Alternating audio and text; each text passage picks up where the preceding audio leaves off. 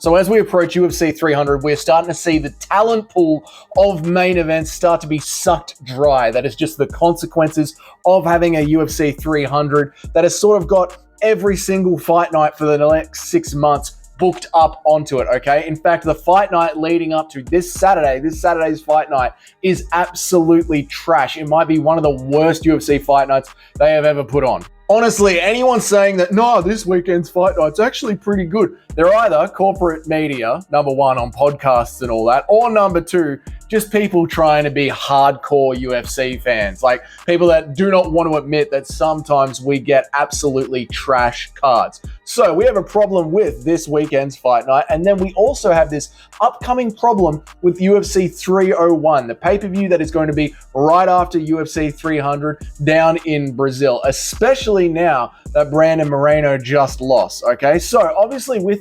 301 being in Brazil, the main event is probably going to be Pantoja. However, with Moreno just losing, we are now left with the unappealing idea of Royval versus Pantoja 3, with Royval already facing Pantoja twice and losing.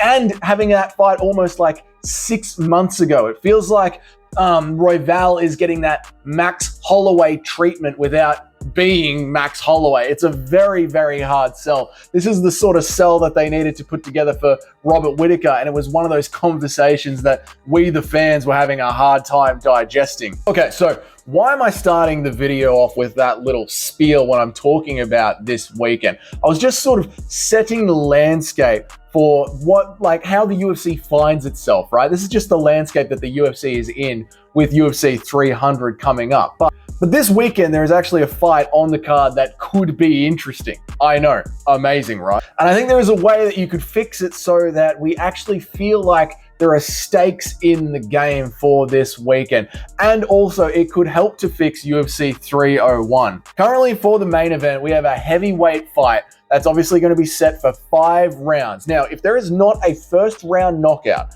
if Jairzinho Rozenstruik doesn't get the knockout, or Gaziev doesn't get the knockout, it is going to be 25 minutes of 285-pound blokes grappling each other up against the cage and sweating on each other down on the mat. That is going to be a horrible main event. We all know it, okay? And no matter who wins that fight, it doesn't change the landscape at heavyweight. The top of heavyweight is already so congested. This fight has no stakes. We're literally looking forward to a one-punch knockout or boredom for 10 to 15 minutes. So at this point, I'm going to bring up a little bit of history here, okay? Do we remember how Jamal Hill got his title shot, yeah?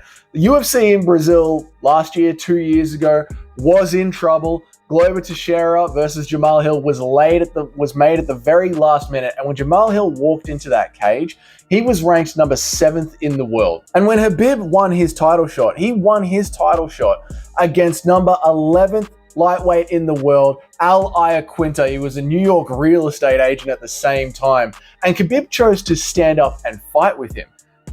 There is a multiverse out there where Al Iaquinta goes down as the greatest lightweight of all time if he defended that championship multiple times. Anyway, what has that got to do with anything? Well, this weekend, there is going to be an interesting fight, and that is Muhammad Chimaev versus Alex Perez. They are fighting in the third last fight, the third slot. I think that the UFC should move Chimaev versus Perez up to the main event, essentially swap that fight with the Rozenstruik fight and make it a 5-round fight and put it on the line that it is potentially a number 1 contender shot, at least for Chimaev.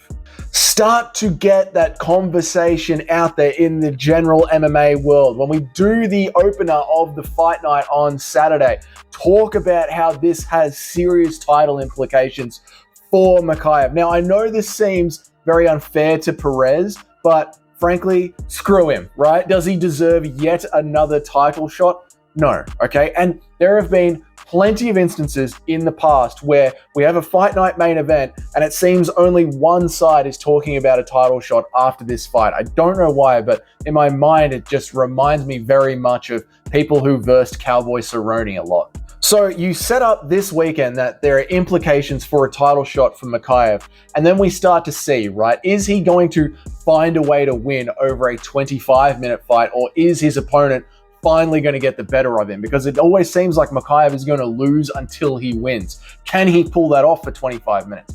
Can he give us something interesting and fun on the microphone afterwards? It gives us something to look forward to. And the entire time, we can start to talk about how in a few months' time in their division, their champion needs somebody new to fight. It puts serious stakes on the line. And I know there's going to be some people out there that are going to say, well, what about Amir Abazi? What about Amir Abazi? Number one, screw him too, okay? He lost to Kai Kara France. And number two, let's get some more activity going. Like, seems to be so congested at flyweight that we just need somebody for 301. So if Mikhaev can earn it this weekend, let's slot him in there. And then we can talk about Amir Albazi in another 6 months or another 3 months, depending on how active the champion is going to be, okay? And we have a precedent of contenders fighting for titles for less. That's why I rambled on about Jamal Hill's title shot and about Al Iaquinta's title shot. Just because Muhammad Hamayev isn't right in the top 5 yet doesn't mean that we haven't had contenders in the top 10 jump up and go for a title shot when the time calls for it. There is absolutely no reason that the main event cannot be changed at the last minute. We have literally had times during Apex Fight Night cards where the main event has been changed during the program. We are still a couple of days out to change the main event. It has been done before. It's been done more than once. We can actually save this weekend. We can help this weekend's Fight Night card by having the main event actually mean something in the divisions going forward, whereas currently the heavyweight fight means absolutely nothing. And then there's also this critique of, well, it's flyweight, it can't be main event. They don't generally do flyweight as main event. We just had a flyweight main event in front of a crowd, okay? If the UFC really believes that people aren't interested in flyweight, then give us a reason to care about it and start to take the division seriously. Put contender shots as main events, not number 3 fights at the Apex, okay? And it's the Apex, all right? Don't tell me that like flyweight can't headline the Apex when such prestigious names have headlined the Apex like Angela Hill. So there we go. We don't have to book anybody else. If Raul Rosas Jr. doesn't show up, it's fine. There is a way that we can actually help this weekend seem more interesting, and all the UFC has to do is just shuffle the cards around and start telling a story before the fight starts. And at least telling a story is something that the UFC can do better than any other fight promotion out there in the world at the moment. What do you think about that idea? Let me know down in the comments. Which main event would you prefer to see? This Jairzinho Rozenstruik main event, or a main event with Mikhaev, and see if he can actually last 25 minutes or if he will end up getting finished. Let me know down there in the comments. If you enjoyed this video, make sure to go ahead and hit that subscribe button. And of course, I will see you all in the next one.